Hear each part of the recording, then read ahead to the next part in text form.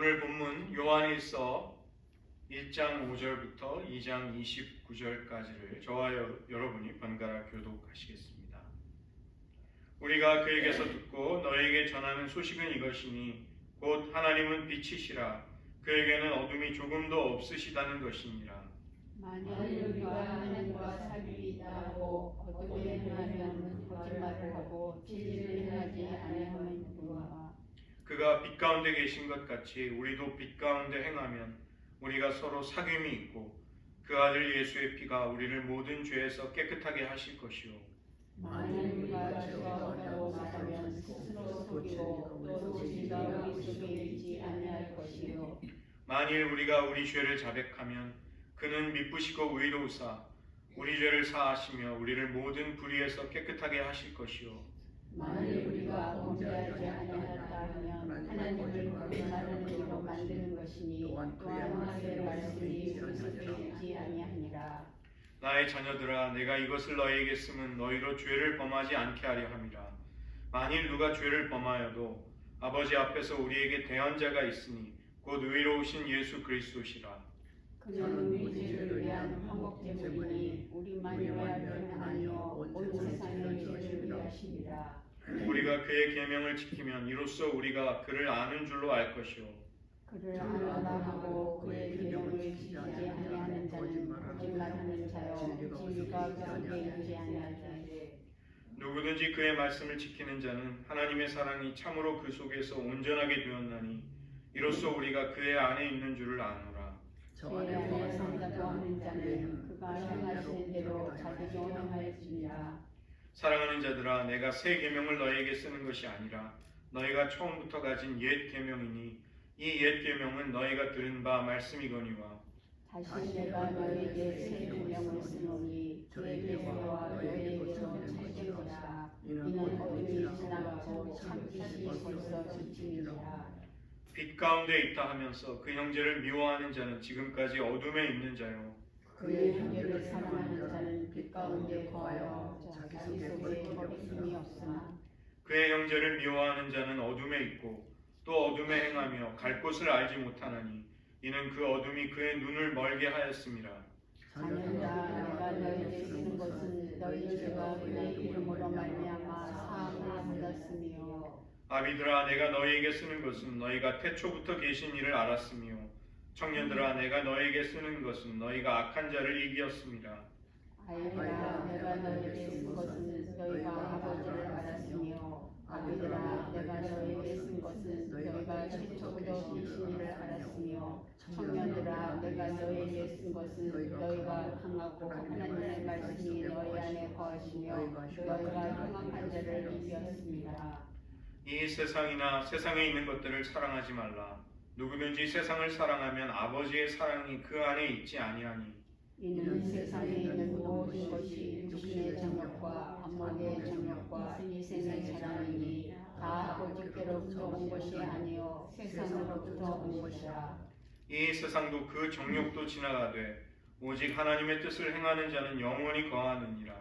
아이들아 주님은 마지막 때라 적 그리스도가 오리라는 말을 너희가 들은 것과 같이 지금도 많은 적 그리스도가 일어났으니 그러므로 우리가 마지막 때인 줄 아노라. 그들이 우리에게서 나갔으나 우리에게 속하지 아니하였나니 만일 우리에게 속하였더라면 우리와 함께 거하였으리니와 그들이 나간 것은 다 우리에게 속하지 아니함을 나타내려 함이니라. 너희는 거룩하신 자에게서 기름을 받고 모든 것을 아느니라. 내가 너희에게 쓰는 것은 너희가 진리를 알지 못하기 때문이 아니라 알기 때문이요 또 모든 거짓은 진리에서 나지 않기 때문이라. 거짓말하는 자가 누구냐? 예수께서 그리스도임을 부인하는 자가 아니냐? 아버지와 아들을 부인하는 그가 적 그리스도니. 아들을 부인하는 자에게는 또한 아버지가 없으되 아들을 시인하는 자에게는 아버지도 있느니라. 너희는 처음부터 들은 것을 너희 안에 거하게 하라. 처음부터 들은 것이 너희 안에 거하면 너희가 아들과 아버지 안에 거하리라. 그가 우리에게 약속하신 것은 이것이니 곧 영원한 생명이니라. 너희를 유혹하는 자들에 관하여 내가 이것을 너희에게 썼노라. 너희는 주께 받은 바 기름 부음이 너희 안에 거하나니 아무도 너희를 가르칠 필요가 없고 오직 그의 기름 부음이 모든 것을 너희에게 가르치며 또 참되고 거짓이 없으니 너희를 가르치신 그대로 주 안에 거하라. 자녀들아 이제 그의 안에 거하라. 이는 주께서 나타나신 바 되면 그가 정말 말씀하실 때 우리로 담대함을 얻어 그 앞에서 부끄럽지 않게 하려 합니다. 함께 읽겠습니다. 너희가 그가 의로우신 줄을 알면 의를 행하는 자마다 그에게서 난 줄을 알리라. 아멘. 기도하시겠습니다. 하나님, 우리들 주님 안에 거하게 하심으로 주님의 빛 가운데 살아가게 하시고 주님께서 행하신 것 같이 우리들의 삶의 방식이, 우리들의 삶의 원리가 예수님이 하나님의 아버지의 사랑 안에 거하셨던 그 삶 그대로를 저희들도 살아갈 수 있도록 도와주시옵소서. 모든 말씀 예수님의 이름으로 기도드립니다. 아멘.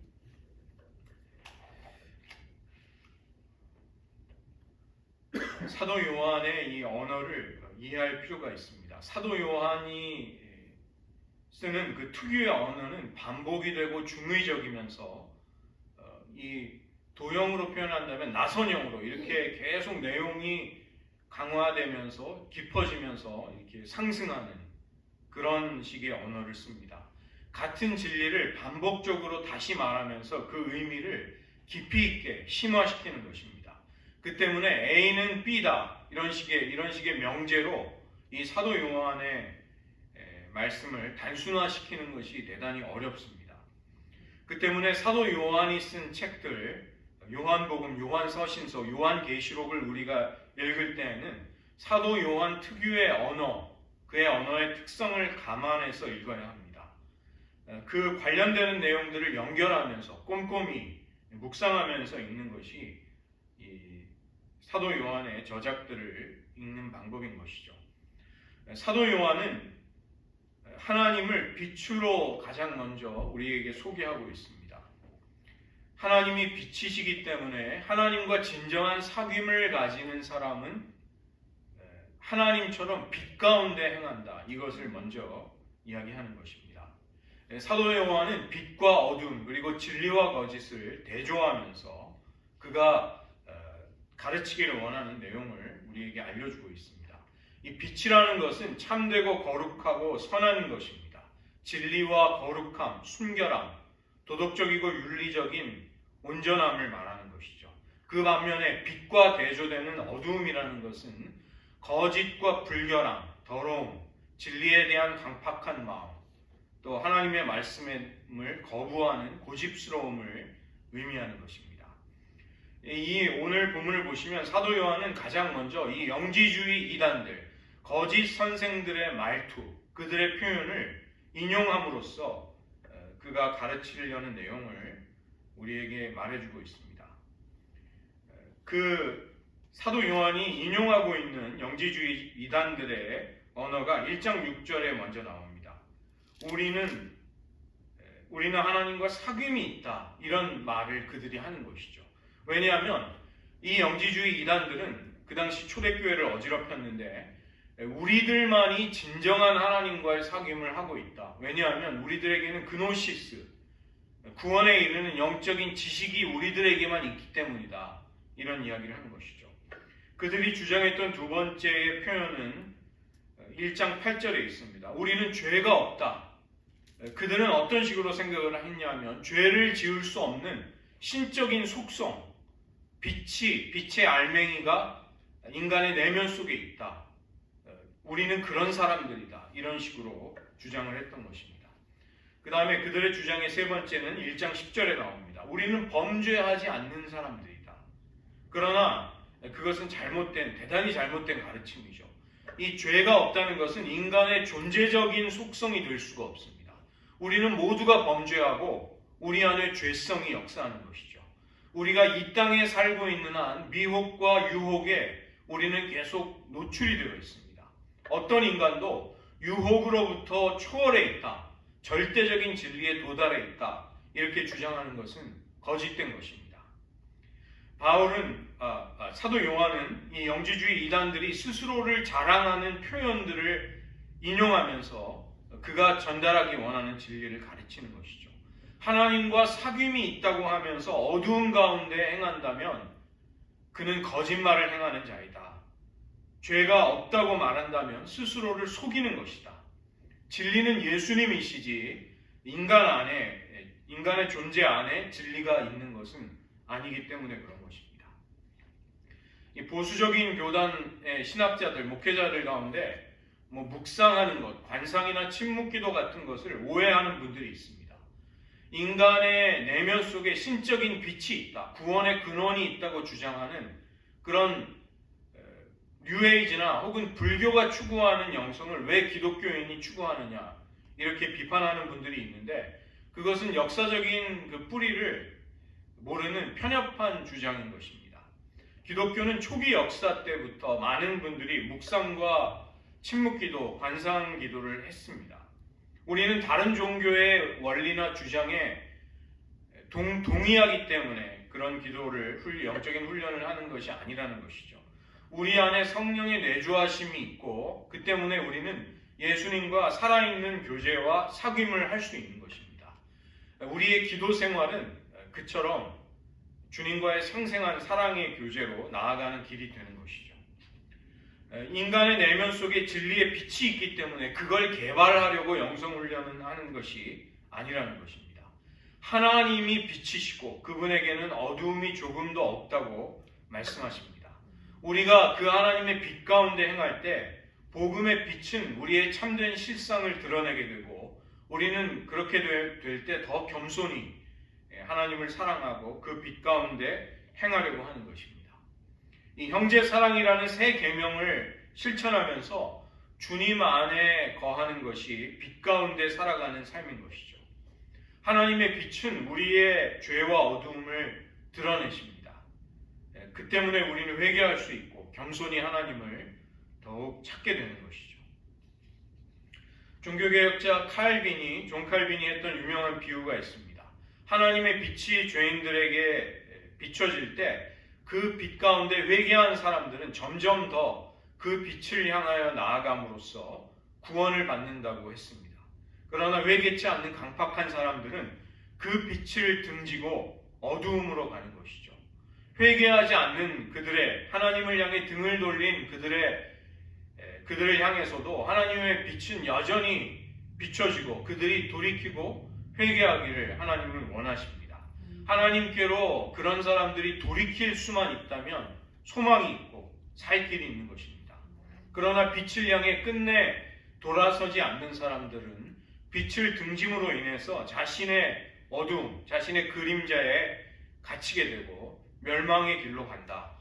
칼빈은 그렇게 설명했던 것입니다.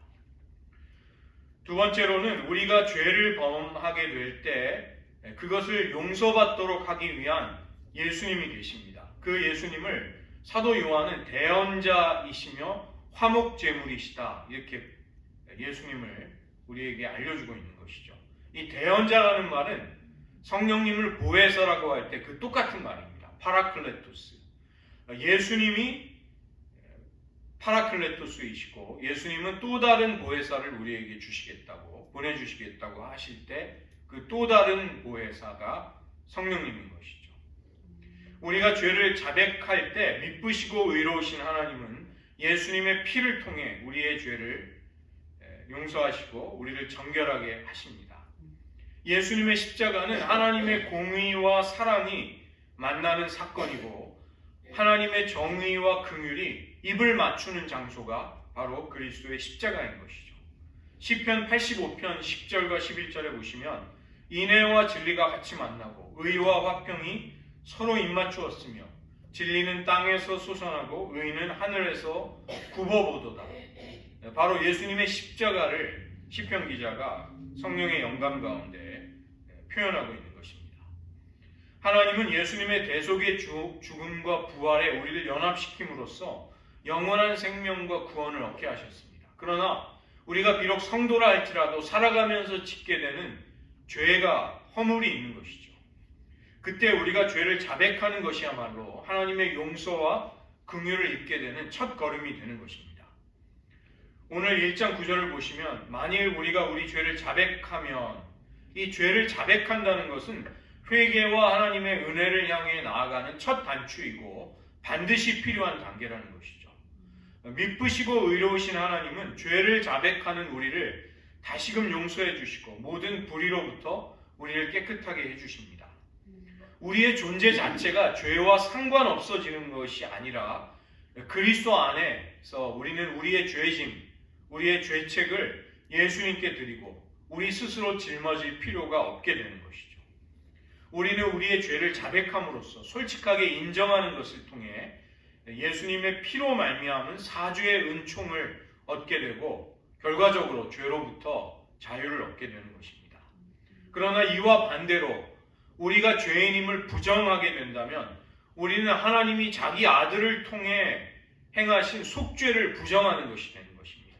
이것은 하나님을 거짓말쟁이로 만드는 것이라고 사도 요한은 말씀합니다. 정작 하나님은 우리의 죄를 위해 십자가에 자기 아들을 내어주셨는데 우리가 죄가 없다고 이야기를 하면 하나님이 행하신 그 위대한 일을 쓸데없는 것이라고 말하는 셈이 된다는 것입니다. 지난 목요일날 CRC 저희 교단의 북서태평양 연회에 저희가 참석하고 왔습니다. 우리 교회가 요청한 목회자 해임안이 통과되었습니다. 목회자를 해임한다는 것은 그 교단에서 이름을 빼는 것이기 때문에 소홀히 해서는 안 되는 일이죠. 당연히 그 서기인 매트 벌스트라는 그 서기 목사님이 그 당사자를 다시 찾아가 인터뷰를 하고 모든 그 목회자들에게 어떤 과정이 있었는지를 들려주었습니다. 해임을 당하는 과정에서 자신이 극심한 고통을 당했다고 하면서 자신이 행한 일들을 넌지시 간접적으로 인정했다고 그분이 말씀하셨습니다. indicate, 넌지시 인정했다, 수긍했다, 시인했다. 그분이 그렇게 표현을 했습니다. 저는 그 말을 들으면서 내심 안도했습니다. 죄가 없다고, 나는 억울하다는 말을 하지 않았다는 이야기가 감사했습니다. 만약에 어떤 자신의 과오를 부정하면서 교회를 원망했다면 참 저의 마음이 더 아팠을 텐데 그래도 그런 일은 일어나지 않았습니다.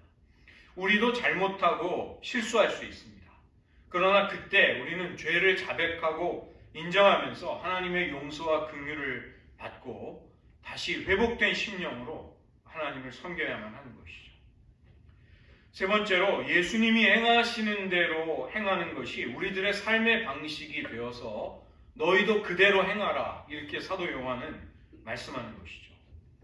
예수님이 이 땅에 오셔서 살아가신 삶, 그 삶의 여정을 뒤쫓는 것이 제자도이고 그것이 우리의 크리스찬의 삶의 방식, 라이프 스타일이 되어야 하는 것이죠. 예수님이 우리의 죄를 대신 지시고 십자가로 가신 메시아의 사명을 위해 가신 그 길을 어느 누구도 따라할 수는 없는 것입니다. 그것은 오직 예수님만이 메시아로서 홀로 가셔야만 했던 그분의 외로운 사명이고 주님만이 감당하셔야만 하는 길이었던 것이죠.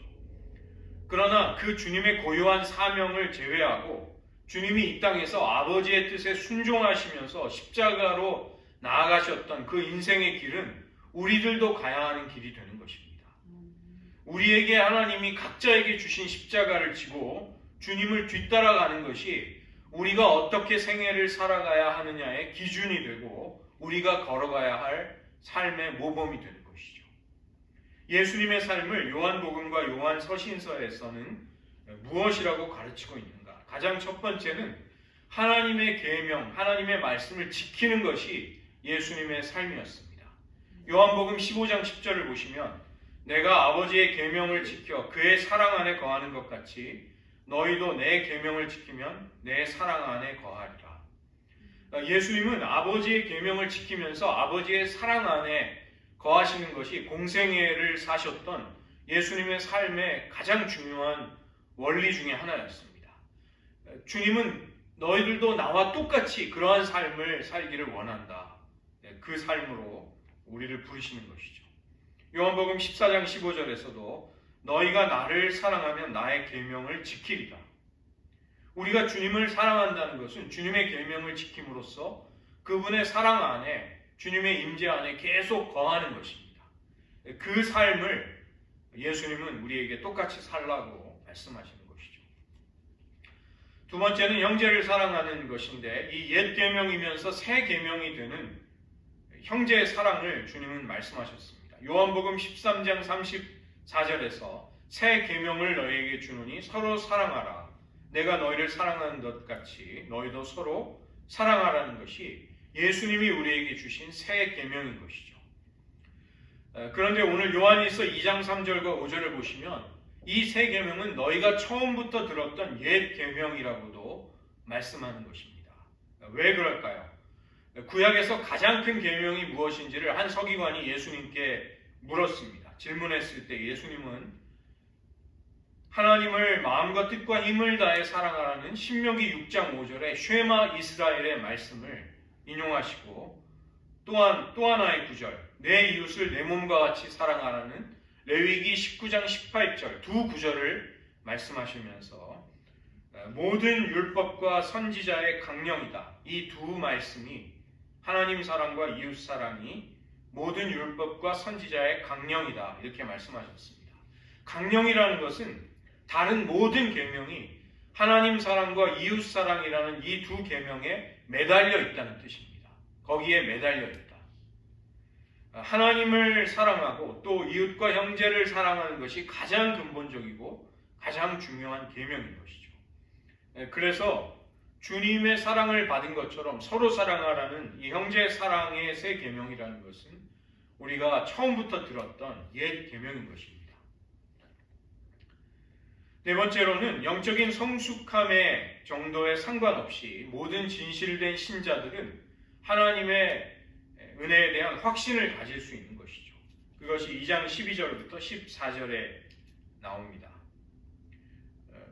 이 사도 요한은 내가 너희에게 쓰는 것은 이 말을, 이 표현을 반복하고 있습니다. 그는 확신을 주기를 원하는 것이죠. 내가 왜 이것을, 이 서신서를 너에게 써서 보내는가? 너희가 분명한 확신 가운데 진리를 붙들기를 원하는 그 내용을 내가 알려주기를 원한다. 그런 의도를 가지는 것입니다. 아비들과 청년들과 아이들이 나오는 것이죠. 2장 12절에 나오는 자녀들이라는 표현은 모든 그리스도인 신자들을 가리키는 것입니다. 그러나 그 이후로 나오는 연령별 호칭들은 서로 다른 것이죠. 아비들은 성숙한 신자들, 그 다음에 청년들은 연륜과 지혜는 부족할지라도 활력이 넘치는 신앙을 갖고 있는 사람들, 아이들이라는 것은 초신자들과 믿음의 초보자들을 의미할 수 있습니다. 이 아비들은 하나님을 태초부터 계신 이로 인식하고 이것은 하나님의 경륜과 목적과 하나님의 뜻과 마음을 헤아릴 줄 아는 사람이라는 것입니다. 성숙한 사람들이죠. 그 다음에 두 번째 그룹인 청년들은 강하며 하나님의 말씀이 그 안에 거하기 때문에 흉악한 자, 마귀와 싸워서 이길 수 있는 그런 신앙을 가진 사람들입니다. 그 다음에 아이들은 하나님을 아버지로 영접하고 그 사랑 안에서 신앙생활을 하고 있는 이들인 것이죠. 비록 믿음의 정도가 다르고 경륜과 경험의 차이가 있고 지혜와 성숙함에 있어서 다를지라도 모든 신자들은 하나님의 은혜에 대한 확신에 거할 수 있다는 것입니다.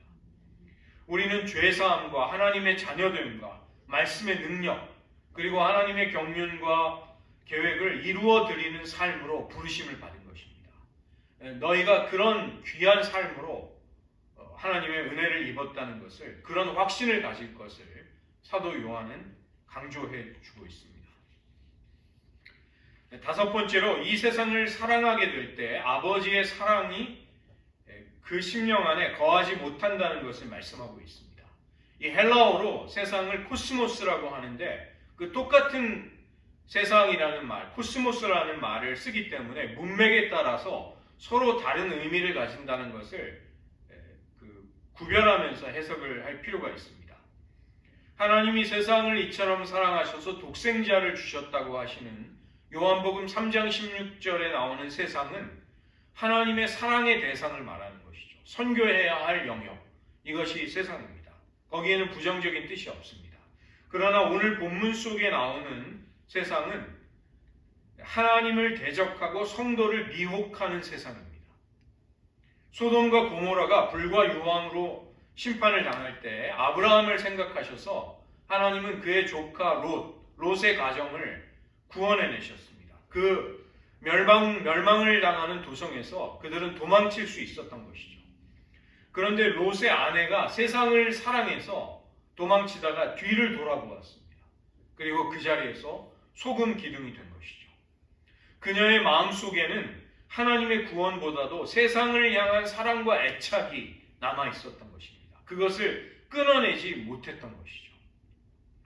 사도 요한은 하나님을 대적하면서 우리의 욕망과 우리의 소원을 왜곡시키고 변질시키는 세상의 모든 것들은 육신의 정욕과 안목의 정욕과 이생의 자랑으로부터 나왔다. 이렇게 말씀합니다. 이 모든 것들은 하나님께로부터 말미암은 것이 아니라는 것입니다. 하와가 뱀의 유혹으로 선악과를 보았을 때 먹음직도 하고 보암직도 하고 지혜롭게 할 만큼 탐스럽기도 하였습니다. 이 먹음직스럽다는 것은 육신의 정욕이고 보암직했다는 것은 안목의 정욕이고 지혜롭게 할 만큼 탐스러웠다는 것은 이생의 자랑에 끌렸다는 것이죠. 하나님과 같이 되어서 선악을 분별하게 되면 세상에서 하나님을 의지할 필요 없이 뽐내면서 자신의 자율적인 독자적인 삶을 살 수 있다는 미혹에 빠진 것입니다. 이 세상과 정욕은 영원하지 않음에도 불구하고 마치 우리들에게 영원히 갈 것처럼 우리를 속이고 있습니다. 그러나 예수님의 재림하실 때 이 세상과 정욕은 모두 멸망하게 될 것입니다.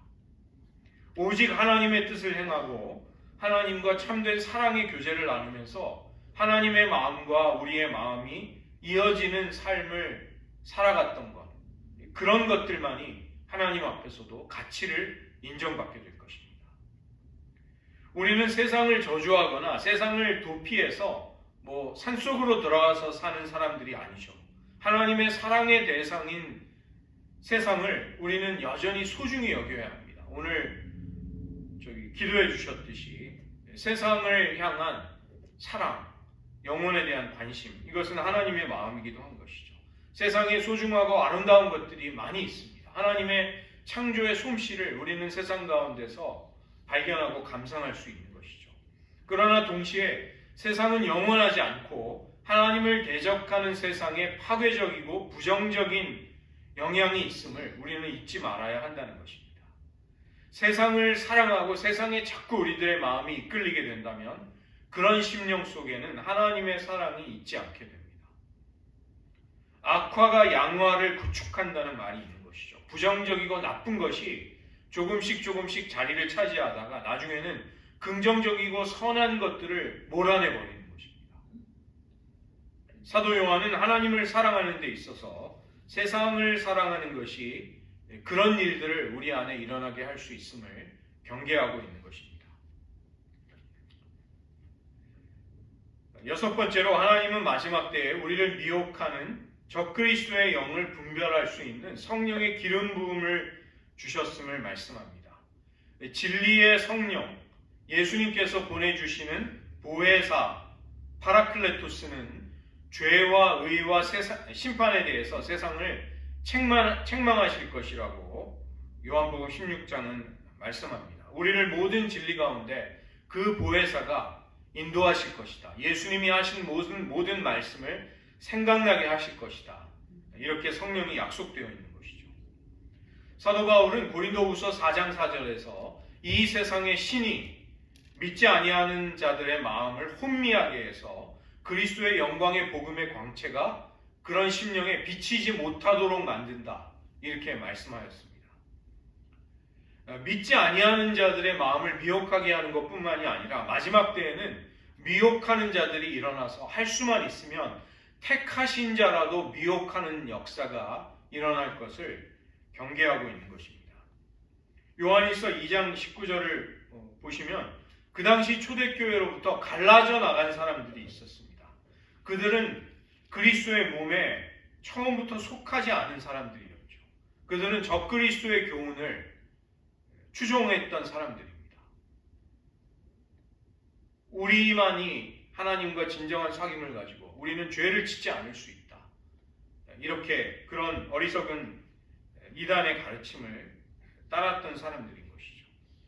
이 적그리스도라는 말은 그리스도의 대적자라는 뜻입니다. 지금 이 땅에도 예수님을 대적하는 사람들이 적그리스도들이죠. 또 요한계시록을 보면 마지막 때에 사탄의 삼위일체, 그 가짜 유사 삼위일체가 나옵니다. 성부, 성자, 성령을 흉내내고 모방을 해서 용이 성부의 역할을 하고, 그 다음에 짐승이 성자 예수님의 역할을 하고, 거짓 선지자들이 성령의 역할을 하는 것입니다. 그것이 사탄의 삼위일체입니다. 그때 등장하게 되는, 역사에 등장하는 짐승, 비스트, 그 짐승은 바로 적그리스도가 되는 것이죠. 사도 바울은 데살로니가 후서 2장 3절과 4절에서 주의 날이 이르렀다고 쉽게 마음이 흔들리거나 두려워하지 말 것을 당부하고 있습니다. 적그리스도가 먼저 출현한다는 것입니다.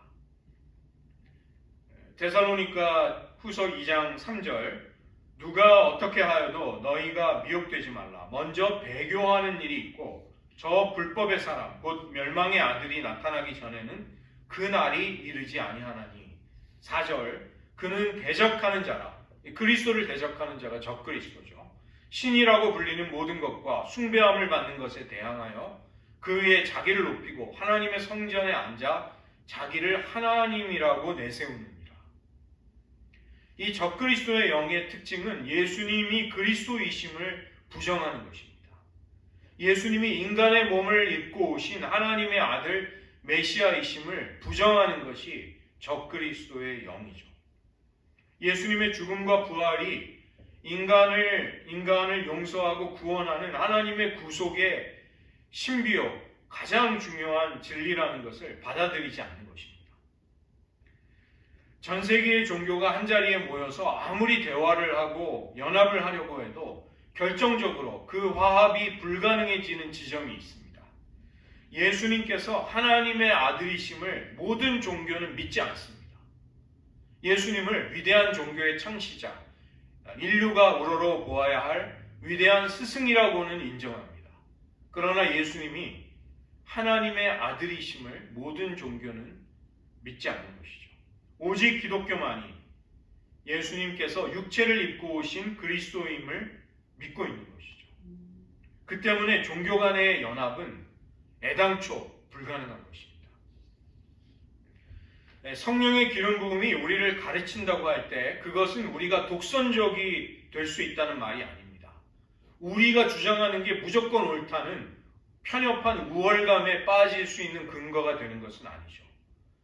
하나님은 성령의 기름 부으심을 통해서 우리가 진리와 거짓, 빛과 어두움을 분별할 수 있도록 우리를 인도해 주시는 것입니다. 복음의 진리를 지켜야 하고 하나님이 주신 자유를 잃어버리지 않기 위한 싸움이 마지막 때가 가까울수록 점점 치열해지고 있습니다.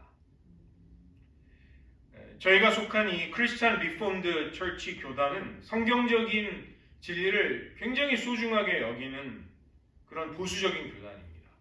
그래서 신학도 정말 신학을 정교하게 다듬고 그것을 정말 귀하게 여기고 이제 그렇게 여기는 교단의 분위기가 있습니다. 그런데 이렇게 보수적인 교단 안에도 벌써 위기가 감지되고 있는 것입니다. 제가 참여했던 이번 연회에서 가장 큰 이슈가 되었던 것은 Office Bearer in Protest라는 문제였습니다. 제가 그것이 무엇인지를 좀 설명해 드리겠습니다.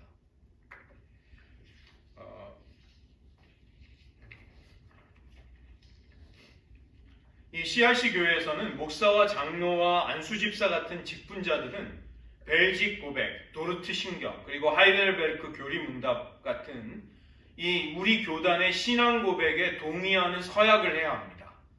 이것은 교단이 지키려고 하는 성경적인 진리, 신학적인 전통을 존중하겠다는 서약인 것이죠. 그런데 직분을 받을 때 그 서약을 하지 않겠다는 사람들이 나오기 시작했다는 것입니다. 그리고 그 중요한 이유가 성정체성 문제 때문이라는 것이죠. 그래서 이 서약을 항의하는 임직자들을 Office Bearer in Protest라고 하는 것입니다. 항의하는 임직자들. 직분을 받을 때 교단이 수호하려는 성경적인 진리와 신학적인 전통을 나는 그거 서약 못하겠다라는 사람들이 나온다는 것입니다. 예를 들어 밀 크릭 커뮤니티 CRC 워싱턴주에 있는 미국 교회입니다. 이 교회는 동성애자 커플에게 임직을 벌써 주었습니다. 교단에서는 1년 동안의 리미티드 서스펜션, 한시적인 자격 정지를 주고 1년이 지나도 회개하지 않으면 그 교회를 출교하기로 결정했다고 합니다. 그런데 굉장히 분위기가 무겁습니다. 과연 그 교회가 1년 후에 회개하고 자신의 잘못을 바로잡으려고 할까? 그러지 않을지도 모른다는 것입니다. 그러지 않을 가능성이 더 높은 것 같습니다. 여기 제가 보여드리는 것은 이 밀크릭 커뮤니티 교회에서 교회 홈페이지에 올려놓은 우리가 무엇을 믿는가 그 8가지의 중요한 원칙 중에 4가지를 제가 뽑아서 근데 한결같이 다 문제가 됩니다. 그 첫 번째 문장은 무슨 뜻이냐면 우리는 모든 연령의 사람, 모든 능력을 가진 사람들을 다 포용하고 받아들이겠다는 그런 내용인데 거기 gender expression, 그 다음에 sexual orientation, LGBTQ 상관없이 다 받아들이겠다는 것이죠. 그런 사람들을 다 embracing, 다 품겠다. 우리는 그것에 헌신했다. 이렇게 자기들의 원칙을 밝히고 있고 그 다음에 두 번째는 그런 다양성, 여러 가지 다양성이라는 것은 천국의 전조다. 천국을 미리 맛보는 것이다. 정말 말도 안 되는 그런 다양성은 천국의 다채로움을 맛보는 것이다. 말도 안 되는 이야기를 하는 것이죠. 세 번째 문장은 뭐냐면 리더십, 그러니까 교회의 직분자를 세울 때, 리더십을 세울 때 regardless of gender, orientation or race, 그러니까 무엇에도 상관없이 젠더, 성적인 정체성, 인종 상관없이 직분을 주겠다. 이것을 밝히고 있는 것입니다. 그 다음에 마지막 문장은 그 결혼의 언약을 우리는 축복하고 존중해 주는데 무엇에도 상관없이 regardless of orientation or gender identity. 그러니까 LGBTQ 게이나 레즈비언 커플이 남편과 아내로 성실하게 결혼 생활을 하고 있으면 그것을 covenant of marriage, 결혼의 언약이라고 우리는 축복해 주겠다는 이야기를 하는 거예요. 이게 CRC 교단 안에서 지금 이런 교회들이 나오기 시작하고 있습니다. 무서운 일이죠. 오늘 말씀의 결론 요한일서 2장 28절입니다. 자녀들아 이제 그의 안에 거하라. 이는 주께서 나타내신 바 되면 그가 강림하실 때에 우리로 담대함을 얻어 그 앞에서 부끄럽지 않게 하려 합니다. 사도 요한이 거듭해서 강조하는 중요한 강조점 중에 하나가 주님 안에 거하는 삶입니다. Abide in Him. 그분 안에 거하라. 예수님도 내 안에 거하라. 나도 너희 안에 거하리라. 상호 내주의 삶. 서로가 서로에게 내주하는 삶. 연합하는 삶. 예수님이 그것을 우리에게 요구하시고 그것을 실천하라고 하시는 것이죠. 우리는 주님 안에 거하기를 힘써야 합니다. 예수님의 임재, 그분의 사랑, 그분의 말씀, 그분의 진리 밖으로 나가서 살려고 하지 말아야 한다는 것입니다. 우리가 주님 안에 거하면서 평생을 살아갈 수만 있다면 우리는 주님의 재림을 부끄러움이 없이 맞이하게 될 것입니다. 담대하게 기쁨으로 주님, 제가 주님과 교제하며 주님의 사랑 안에 거하다가 주님을 뵙게 되었습니다. 그 확신을 가지고 우리는 주님께로 나아가게 된다는 것이죠. 사도 요한이 우리에게 당부하고 있는 이 가장 중요한 은혜, 주님 안에 거함으로써 우리는 주님이 사셨던 것처럼 주님이 아버지의 사랑 안에 거하셨던 그 삶을 우리도 살아갈 것을 사도 요한이 당부하고 있습니다. 이런 은혜가 우리 모두에게 있게 되시기를 축원드립니다. 오늘 말씀을 의지하면서 기도하는 시간 가지도록 하겠습니다. 오늘 여러 가지 말씀을 들었지만 여러분의 마음에 부딪혀 오는 것을 가지고 한번 기도해 보시기 바랍니다. 빛 되신 하나님과 진정한 사귐을 갖는 사람은 빛 가운데 행하며 어두움 가운데 행하지 않는다고 말씀합니다. 우리에게 은밀한 어두움의 일이 있지 않은가? 우리를 그리스도와 연합하고 동행하게 하는데 자꾸만 방해가 되는 장애물이, 부끄러운 일들이 우리 가운데 있지 않은가? 우리를 성찰해 보시기 바랍니다. 주님의 빛 앞에서 우리를 정직하게 돌아보기 원합니다. 주님의 빛이 우리의 수치와 죄악을, 부끄러움을 드러낸다면 우리는 미쁘시고 의로우신 하나님께 우리의 부끄러움을 가지고 나아가기 원합니다. 예수님이 행하시는 대로 너희도 행하라. 그 은혜를 우리는 지금 구해야 하겠습니다. 우리 가운데 세상을 사랑하는 마음, 세상의 애착을 끊지 못한다면 아버지의 사랑이 우리의 심령 속에 거하지 못하게 될 것입니다.